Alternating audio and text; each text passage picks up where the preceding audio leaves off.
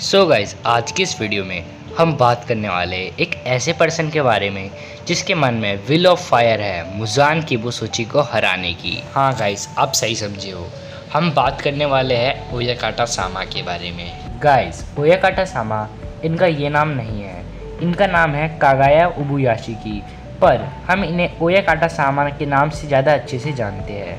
ओयाकाटा सामा हमारे demon slayer corps के 97th leader है और इन्हें मात्र 4 साल की उम्र में ही डीमन स्लेयर कॉर्प्स का लीडर बना दिया गया था। ये डीमन स्लेयर कॉर्प्स के अभी करंट लीडर है और इन्हें हम उबुयाशिकी फैमिली के हेड के नाम से भी जानते हैं, the head of उबुयाशिकी family ओयाकाटा Sama.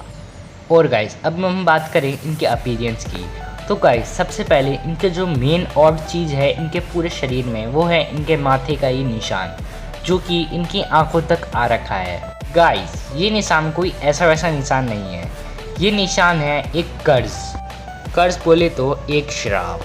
Guys ये कर्ज इनकी पूरी क्लैन को तब मिला था जब एक सबसे पहला डीमन यानी कि डीमन किंग मुजान ओरिजिनेट हुआ था। गाइस अब आप भी सोच रहे होंगे कि अगर डीमन किंग मुजान फॉर्म हुआ था तो इसमें इस क्लैन की क्या गलती।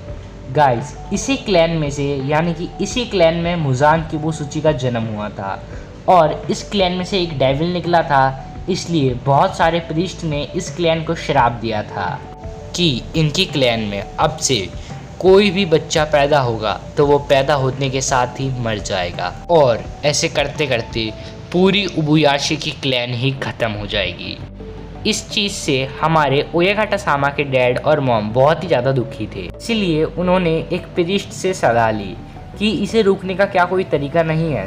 तो उस प्रीस्ट ने इन्हें बताया कि हाँ बस एक तरीका है कि जो बच्चा तुम्हारा होगा उस बच्चे को अपने मन में एक ही विल ऑफ फायर जलानी हुई जो कि है मुजान किबुसुची को मारने की। और ऐसे ही हमारे ओयाकाटा सामा का जन्म होता है और इनके जन्म के 4 साल बाद ये हमारे डीमन स्लेयर कॉर्प्स के हेड बन जाते हैं। और जब हमारे ओयाकाटा सामा 13 साल के होते हैं तब ये पहली बार अमाने सान से मिलते हैं। और गाइस अगर आपको नहीं पता कि अमाने सान कौन है तो मैं आपको बताता हूँ। गाइस अमाने सान ओयाकाटा सामा की अभी वाइफ है। तो हाँ गाइस जब ओयाकाटा सामा 13 साल के होते हैं तब वो अमाने सान से मिलते हैं और गाइस अमाने सान तब 17 साल की होती है। गाइस अमाने सान एक प्रीस्ट द्वारा सिलेक्ट हुई थी कि वो ओयाकाटा सामा से शादी करेगी और उनकी मेडिकल नीड्स को पूरी करेगी। पर गाइस हमारी अमाने सान ओयाकाटा सामा को दिल से पसंद करती थी और आगे जाके वो उनसे शादी भी कर लेती है क्योंकि वो उन्हें दिल से पसंद करती थी, ना कि इसलिए कि वो एक प्रीस्ट द्वारा सिलेक्ट हुई है। सो गाइस ये तो थी इनकी हिस्ट्री। अब हम बात करने वाले हैं ओयाकाटा सामा की कुछ पावर्स के बारे में। गाइस ओयाकाटा सामा के पास एक एबिलिटी है कि वो किसी को भी आराम पहुंचा सकते हैं, यानी कि किसी को भी रिलैक्स महसूस करवा सकते हैं बस उनकी आवाज़ की टोन और रिदम को ऊपर नीचे करके। ये हमने एनीमे में उन्हें तांजीरो और हाशिरास के साथ करते हुए देखा था। गाइस इसके अलावा इनके पास एक और पावर है जो कि सिर्फ इन्हीं के पास नहीं है, ये पावर इनकी पूरी फैमिली के पास है जो कि है एक क्विक इंस्टेंट, यानी कि किसी भी सिचुएशन में एक क्विक डिसीजन लेना और वो डिसीजन ज़्यादातर हमेशा सही निकलता है। गाइस जैसे कि हमने मांगा में देखा था कि उन्होंने पहले ही प्रेडिक्ट कर लिया था कि मुजान की वीकनेस उसकी गर्दन काटना नहीं बल्कि उसे सन में जलाना है। गाइस ये तो थी इनकी पावर्स।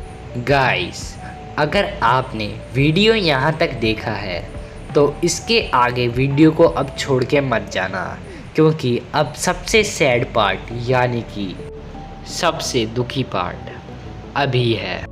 गाइस मांगा में जब उबुयाशिकी फैमिली के हेड यानी कि हमारे ओयाकाटा सामा बहुत बीमार होते हैं तब मुजान इन्हें मारने आता है और जैसे ही मुजान इनके पास आता है वैसे ही उबुयाशिकी फैमिली के हेड यानी कि हमारे ओयाकाटा सामा बोलते हैं कि मुझे पता था कि तुम यहाँ ज़रूर आओगे। मुजान इनका रिप्लाई देते हुए कहता है कि हाँ अब अपना मुंह बंद करो, तुम बहुत बड़े सरदर्द हो।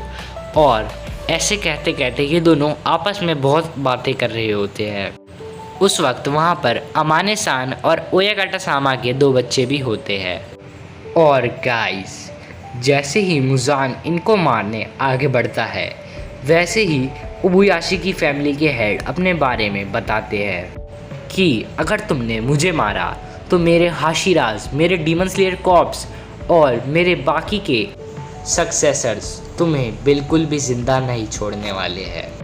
मुजान इनसे एक बात और पूछता है कि अगर तुम्हारे पास कोई चीज़ है जो कि मुझसे भी ज़्यादा अमर रह सकती है तो मुझे वो बताओ। फिर गाइस, ओयाकाटा सामा एक बात बोलते हैं, I know what eternity is. Eternity is human feeling, only human feeling last forever and are undying. यानी कि मुझे पता है एटर्निटी क्या है। एटर्निटी इंसानों के मन के विचार है जो कि कभी भी ख़त्म नहीं होते और इन्हें कोई भी मार नहीं सकता। और ह्यूमन थॉट्स तुमसे भी ज़्यादा अमर है मुजान। ये सुन के मुजान का मत्था खनक जाता है और वो ओयाकाटा सामा के ऊपर अटैक कर देता है। पर गाइस, जैसे ही वो ओयाकाटा सामा पे अटैक करता है, ओयाकाटा सामा खुद को अपनी वाइफ अमाने सान के साथ और अपने 2 बच्चों के साथ एक्सप्लोड कर देते हैं।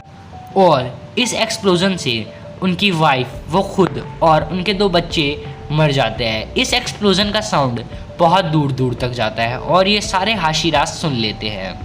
ये सुनते ही सारे हाशिराज वहाँ पर पहुँचते हैं जहाँ पर ये एक्सप्लोजन हुआ होता है। और उन सारे हाशिराज को पता लग जाता है कि ये एक्सप्लोजन और कहीं नहीं, उबुयाशी की मैंसन में हुआ है। सभी लोग ओयाकाटा सामा के बारे में सोच रहे होते हैं और वहाँ पर सबसे पहले पहुँचते हैं हमारे रॉक हाशिरा हामेजिमा सान।